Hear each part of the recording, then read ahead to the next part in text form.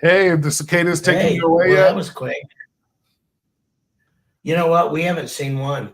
You're kidding me. No, I'm not. We've not. We've talked about that last night. I mean, it's supposed to be like north of us, and apparently they're all over the place in Nashville.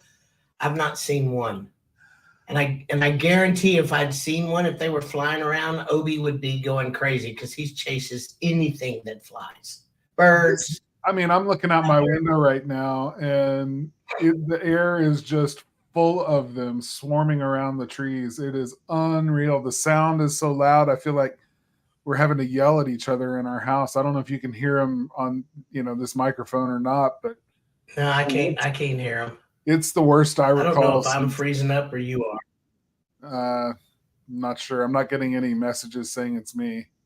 I'm not either, so I'm not sure. But mine looks really low up here, actually. So it's probably me. Okay. So Yeah, this yeah. new computer, I'm not having as many problems. So, but anyway, it's the worst I've ever seen cicadas in in Nashville since the year I moved here. Well, it's because you got two swarms. Yeah, I mean it's Yeah. just real. Would they say it won't happen again now until like I mean for when they first come together, it's I mean it's just a fluke because Yeah, one is every 7 years and one is every 13 years. So I can't remember, but it's like 100 and some odd years before it's going to happen again. So we're living in yeah. history making right now. Those are And the historical bugs out there. and the people that study bugs are just they're just so excited. I was reading some of that. It's been fun. That's Well, interesting. this is exciting. Aren't you ready? Hey, Yes, Tim, glad you're here. This is going to be a great show. Website and password security. Woohoo! Yay! this is definitely one of those subjects that I get ramped up about. I, for whatever reason, it's kind of weird. I don't know. It doesn't fit my temperament. It doesn't. I mean, I just can't understand why this is such an interesting topic to me, but it really is. And so here we go. We're going to talk about it. Um, let's just jump right in. First of all, when we're talking about website and security, password security, we need to talk about like there's no definition of perfect security. Okay, there's no such thing as impenetrable or unbreakable security.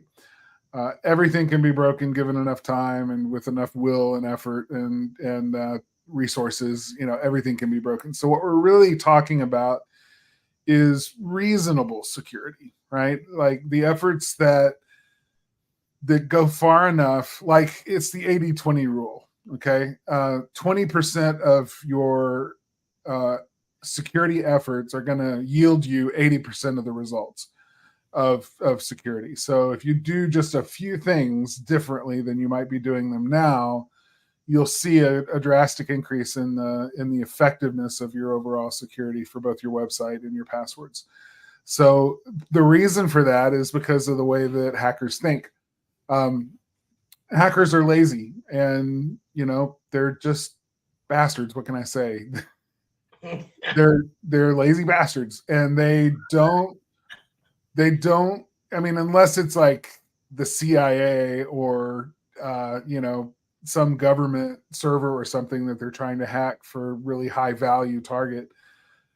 If they're just trying to break into a small, medium sized business, then they're going to give it half a try, right? I mean, they're just going to they're going to get on the site, they're going to throw all of their easy attack software at it to see if they can crack it easily before they move on to the next target and see.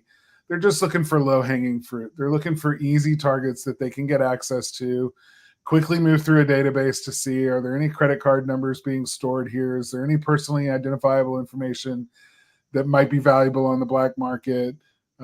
Is there any way that we could take over this hosting server in order to use it to send out spam emails as part of our spam bot army, of servers?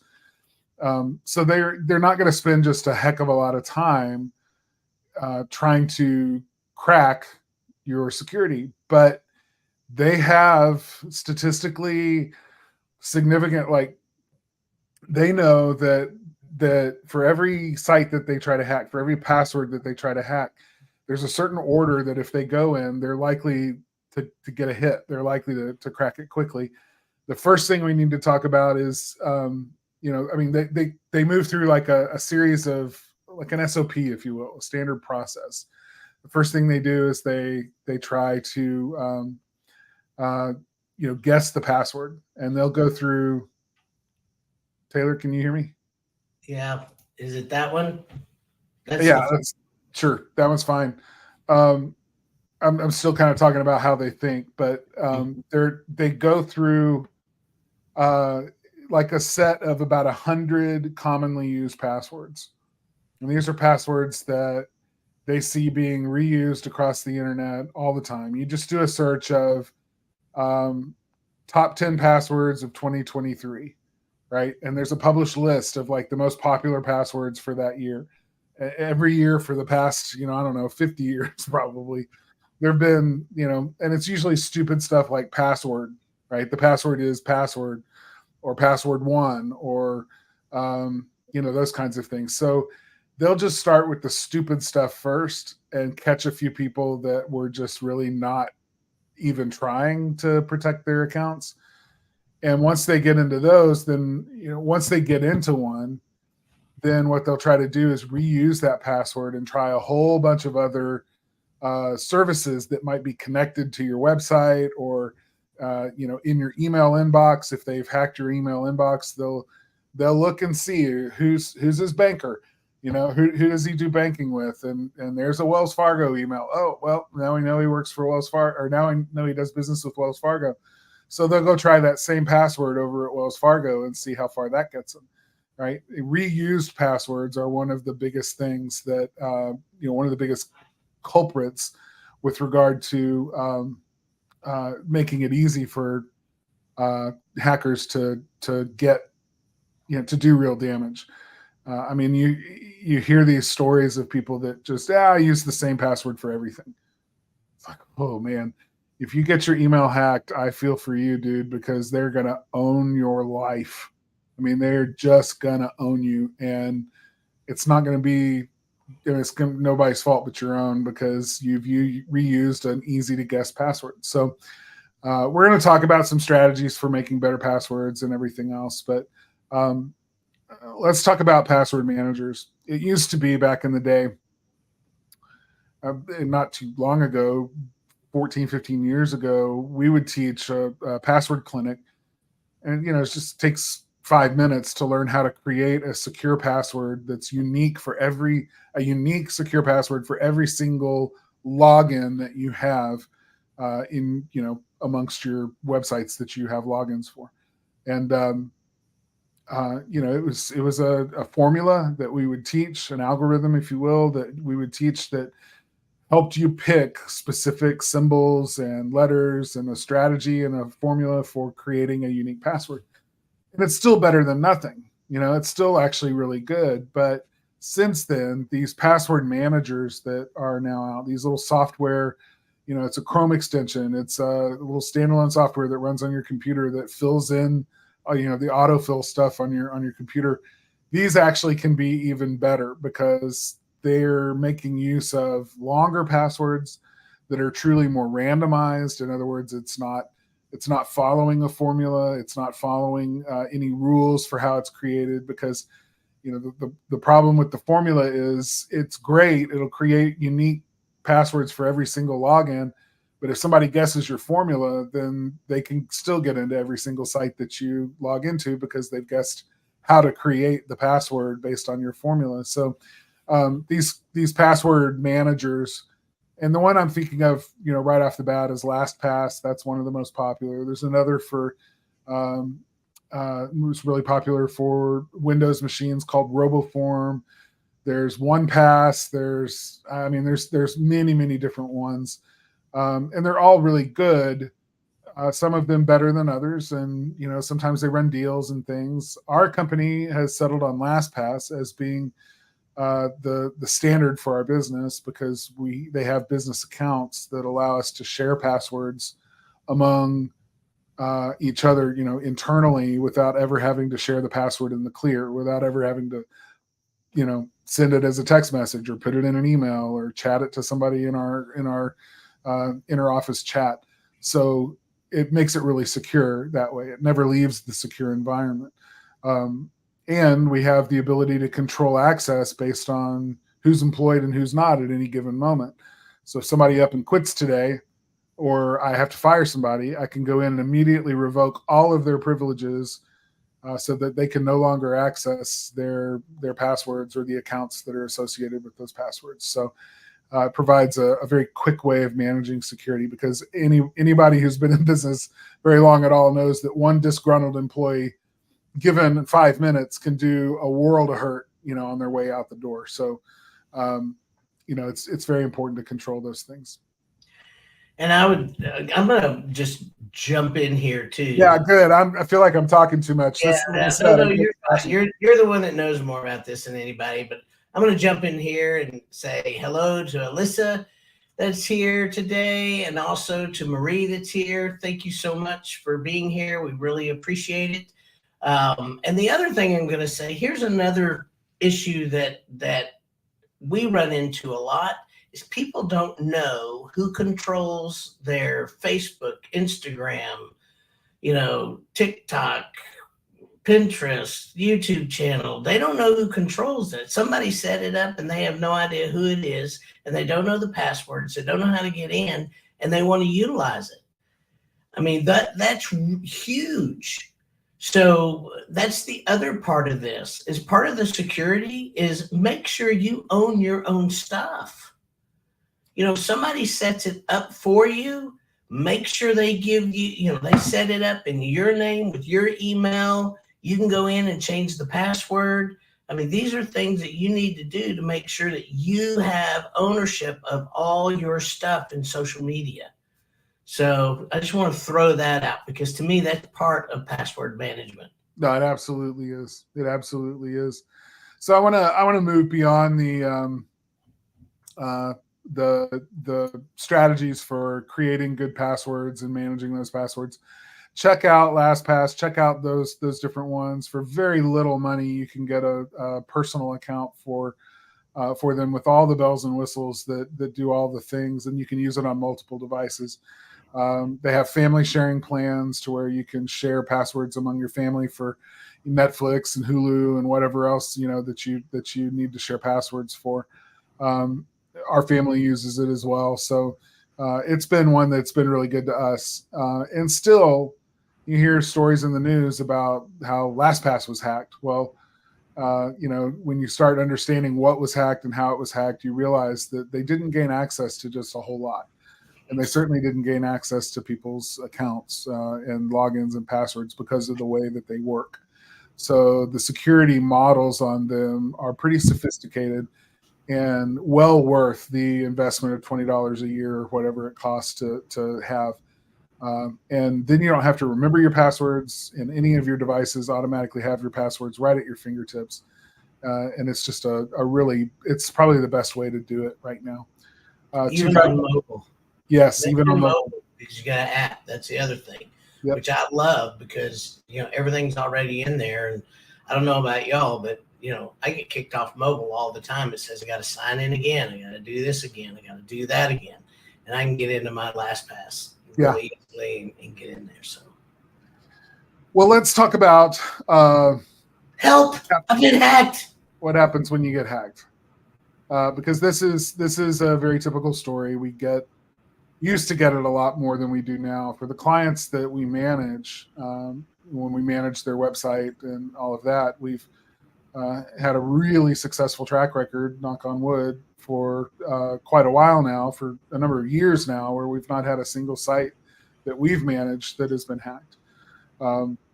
So that's that's just because we take security like this stuff really seriously. But what happens when you get hacked? And let's talk about this from the standpoint of like a personal account versus your business website and that kind of thing, because they're slightly different, the steps that you need to take. But the first thing you got to do is understand, what did they gain access to, right?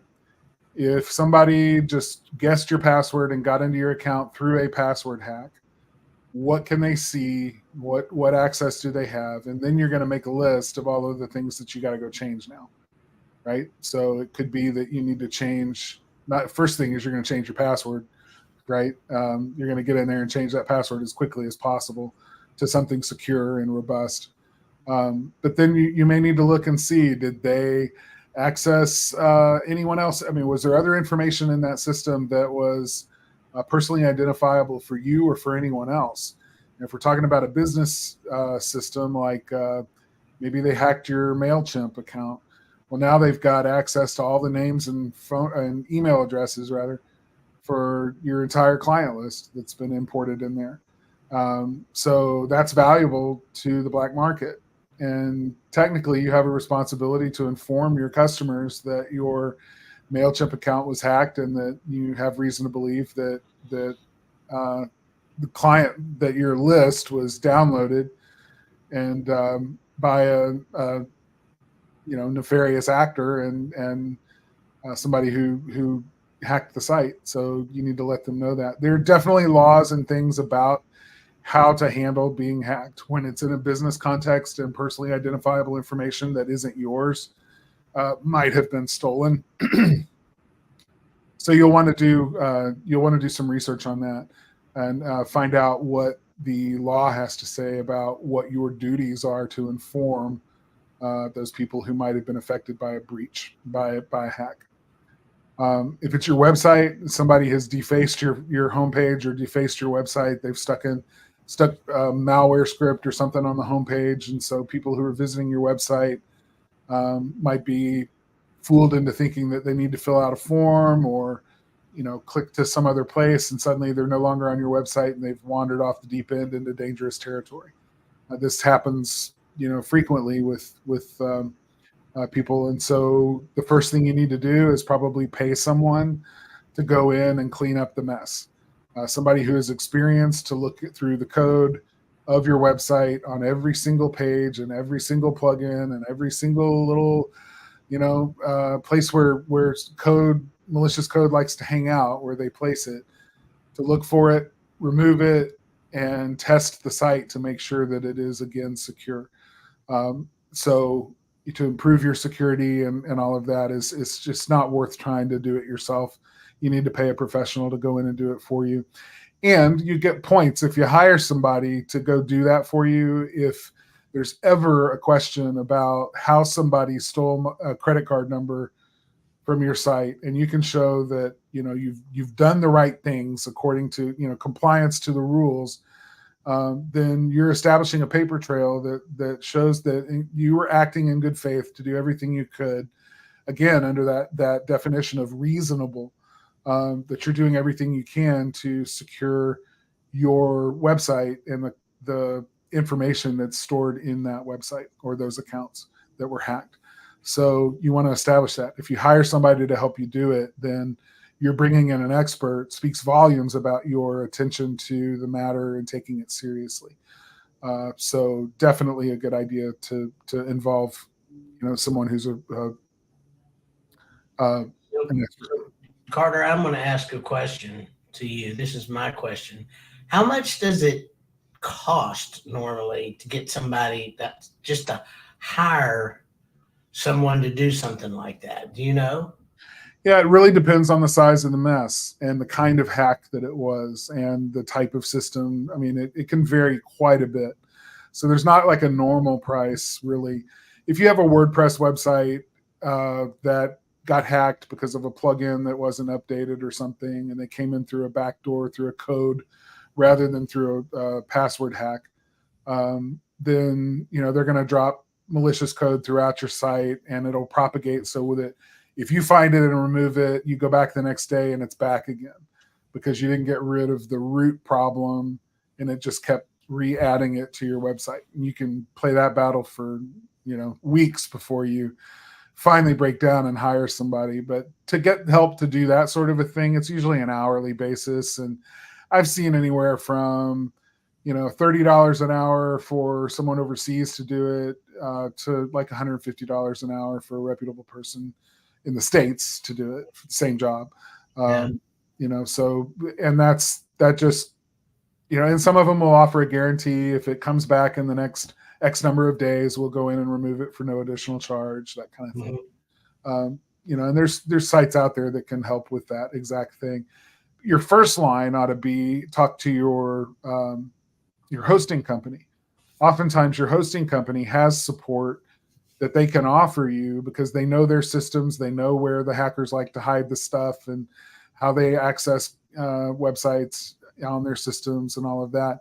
So that would be the first thing. Would reach out to your hosting support and say, help, I've been hacked. What can you do to help me recover from this? And they may have a backup of your website that they can throw up really quickly that eliminates the problem while they're improving the security of your website, so that it doesn't happen again. So here's Terry's story. Her website was hosted at GoDaddy. Hackers stole the domain and the website, completely took it over. She had to send a passport to GoDaddy to prove that she was the legal owner. She now has, and we haven't talked about this, two-factor verification on my website to protect it. Yep. Yeah. So let's talk about two-factor. Yeah, it's a pain in the butt. It's just like another step when I'm in a hurry and somebody's waiting for me to get information out of an account and I've got to go log in, and then, wouldn't you know, it's asking for two-factor authentication this time. So I got to stop and do that and wait for the code and enter the code and get, but it's absolutely an improvement over single-factor authentication, which is somebody guesses the password and they're in and they own it. They own the account, they own you. So that second factor, that second, whatever it may be, whether it's a text message or an email or a phone call, or a lot of them are starting to use the biometrics on your computer, right? The little touch ID on a Mac computer. They're starting to use that now, which is a biometric second level of defense, which is very secure. So, things like that. But essentially, it's a second way of proving who you are before they let you in. And I've even seen three-factor authentication. I gotta tell you, when you said that about the identification with your finger, I was thinking all those shows that take your eye out, so you hold it up, right? Retina scans and cut your finger off. Luckily, we're probably not all got anything anybody wants that bad. So you're not going to do that for a MailChimp list. Yeah, that's the good news, right? Right. And here's a Marie Brandy loves LastPass. Yay! Yay! I'm glad to hear that, Marie. Yeah, we love it too. So let's talk a little bit about domain hosting considerations, because really what they're really wanting to get to is the server which is that's a primary target. Yeah. Absolutely. For some kinds of hackers, right? I mean, you've got different kinds of hackers. You've got those who are looking for PII, personally identifiable information, that they can harvest and sell on the black market.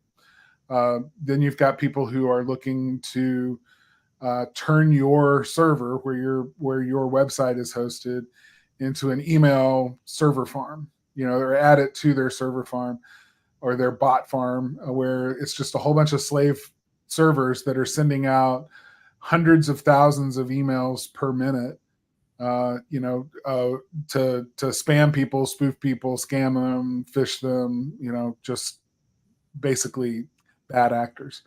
Right. But they use servers like yours. If they can control your website, then they can control the email that website sends out, because every server has the ability to send and receive email. Not every server, but many and most do. So, they're just looking to control your box to make it part of their bot army. And that's another kind of hacker. So domain hosting considerations, you absolutely get what you pay for. The $8 a month hosts that are out there, it sounds great. And you think, man, I'm saving money.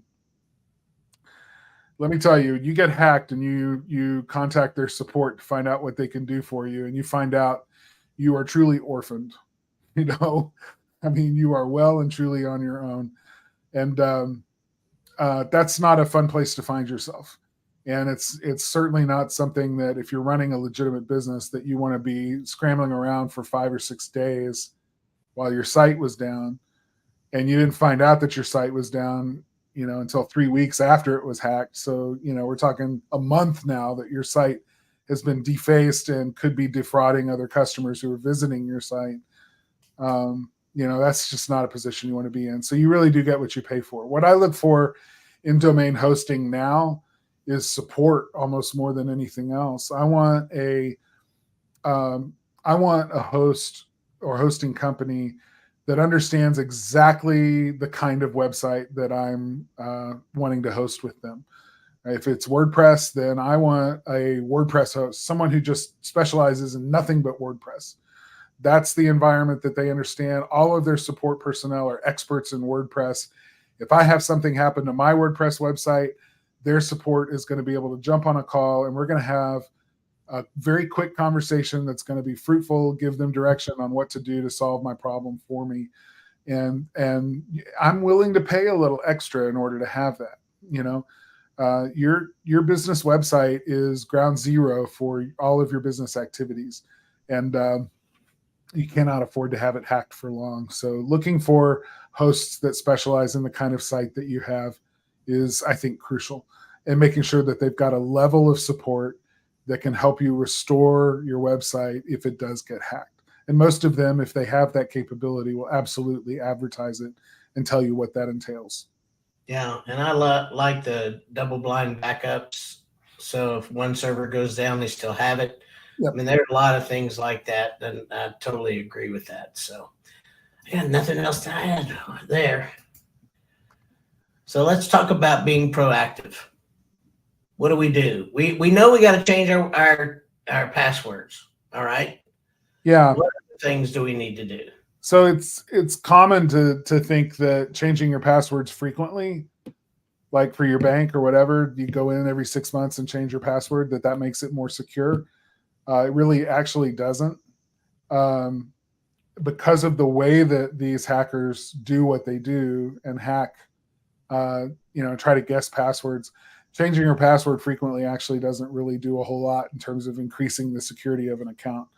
And so I get frustrated with services that make you change your password all the time, because they're laboring under a false understanding of the math of it all and the statistics of it all. But that's okay.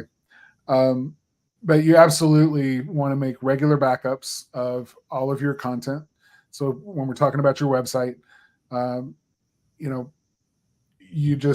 we do them daily. We do daily backups, and we go back 30 days on our websites. So if a site is hacked anytime during a 30-day period and we realize we need to roll it back to a period when it wasn't hacked, we have a 30-day window to find that point and get that done. We use monitoring software that tells us when one of our websites is being pinged really heavily. And by pinged, I just mean that somebody is on the password screen or the login screen trying a username and different passwords over and over and over again as rapidly as they can, right? That's what's called a brute force attack. And we have software that notifies us to let us know that that's occurring, and we can throttle that. In fact, we have automated systems now that throttle it for us, that prevent people from trying to log into a website unsuccessfully more than a certain number of times before it puts them in timeout.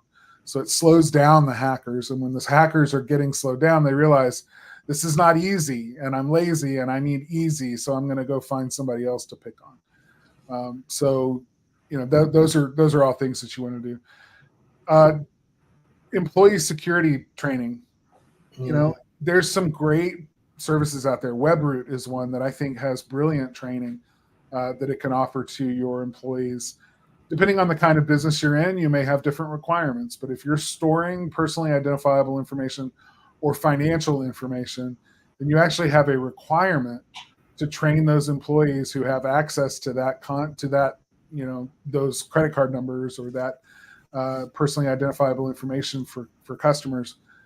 You have an obligation to make sure that they have a basic level of training for how to handle that content, how to handle that database, how to transfer information out of the database to provide to someone else who may need it. Basic security information about phishing attacks and attempts, and how social engineering, attacks where someone will pretend to be a customer and will email the front desk or call the front desk and say, hey, I'm in a real pickle here. I've got this situation. Can you please provide me with my information, this, and this, right? And fool someone in the office into thinking that it's a legitimate request for information. They may pose as an employee or pose as the boss. We've seen that in our business quite a few times. People pretending to be Taylor asking another employee, hey, I'm on the road and I can't get this information. Can you please send it to me right now? I need this quick, hurry, and making it seem urgent. And thankfully, our people haven't been fooled by that, but they get more and more sophisticated. We haven't even talked about AI and how AI is making it easier for these attackers. It used to be that most of the people who were doing the phishing attempts were overseas. I mean, it just statistically speaking, nothing to do with anything other than the fact that seems to be where most of those attacks and farms were located. And their English wasn't all that good. And so oftentimes you could just tell from the email, this is spam or this is a phishing attack or a spoof because, the grammatical content was just so poor that it was easy to spot. But now people are using ChatGPT to write their scam emails for them. And they sound great. They sound professional. There's no spelling mistakes. There's no grammar mistakes. It sounds really legitimate and urgent. And so, we're seeing a lot of improvement in terms of the quality of this, of the spam and the attacks because of AI. So one of the things that we put in place, Tina is our bookkeeper, and she's the one that always gets hit up, that somebody says they're me. So her deal is like, okay, I'm going to hang up and call you back. And so she hangs up, or she if it's an email, she will call me right then and say, did you send me this email? And of course I didn't. She goes, yep, I didn't think so. Okay, thanks. Yep. So that's a pretty easy way to fight it. It's good old two-factor authentication. Right? It's reverse two-factor authentication. Exactly. Yeah. And that's really important moving forward because, I mean, some of the biggest hacks that I've read about in the past 3 years have happened because of social engineering, where a key employee in a particular role in a business who had access to something without realizing it gave that access to someone who was a bad actor. And that bad actor slipped in and was able to wreak havoc for months before anybody figured out that it had even occurred. So it's very important to make sure that you have policies in place. Never share a password in the clear. If you can share a password through LastPass with another team member who's also has a LastPass account, you can share it, and that password never leaves a secure place. You want to make sure that your data is secure while it's being transmitted from your website, like via form, to a place on your website where it's being stored. And you want to make sure that if you are saving credit card numbers, and there's no reason to do that anymore, all of the payment processors now have solutions to keep all of that information on their servers instead of yours, which makes PCI compliance a breeze, comparatively speaking. Even if you're doing e-commerce and big e-commerce stores, you don't have to store credit cards on your servers anymore. So just don't. Make use of Stripe or some of the other payment gateways that handle all of the collection of PCI information that way. And the last thing I would say, because I know we're over time, is if you're a business and you're collecting credit card information and you're using a digital system of any sort, you want to have some kind of cybersecurity insurance in place. It's usually very inexpensive, and it can be added on to the rest of the kinds of business insurance that you get from your provider. Most of the time, they'll have a cyber policy that protects you in case you are hacked, in case somebody does gain access to, other clients' information or customers' information on your systems. And that just is a level of insurance that makes sure that you don't get bankrupted because somebody stole a credit card from, for a customer of yours that was on your server. So the only thing I want to add to that is you really do get what you pay for when it comes to hosting. I've had people tell me that our hosting is just ridiculously expensive, and I'm like, yeah, you think that until you get hacked, and then all of a sudden, it's very little money to make sure your business stays up and running on online with that, because we have a lot of fail safes in there, so that's a big thing. And the only other thing I want to say is, hi, Chuck. Glad to see you here. Glad you're here, man.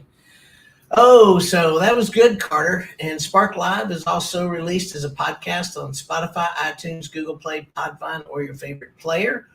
And I want to stop a minute right here and let you guys know that we're actually merging with another company. We haven't come up with a name for it yet, but this podcast will be called Something Else in June. But we don't have a name for the company. We don't have a name for the podcast. For the podcast, yeah. The company is Future Now Marketing. We have merged with Good Marketing Group as of June 1 is the date. And we're all becoming Future Now Marketing, but we haven't figured out what we're going to call the podcast yet. So stay tuned. Hopefully we'll know by the end of the month. One of the real goals, I'll just say, is that we want to focus more heavily on AI-powered, human-centered, but still AI-powered marketing for small businesses. We want to look at the future. We think the future is here already, and there's ways of making use of the technology that's out there. And we want our podcast to focus on a lot of those things for you. Yeah, I totally agree. So next week, we're going to have some video marketing strategies, engaging your audience on YouTube. And we're going to have a guest, Jonathan Sanders, who does our video and videography and editing. He will be here, and we're going to have some fun talking with Jonathan next week. So until then, hope you guys have a great rest of your week. Thank you so much for tuning in, and we'll see you next week.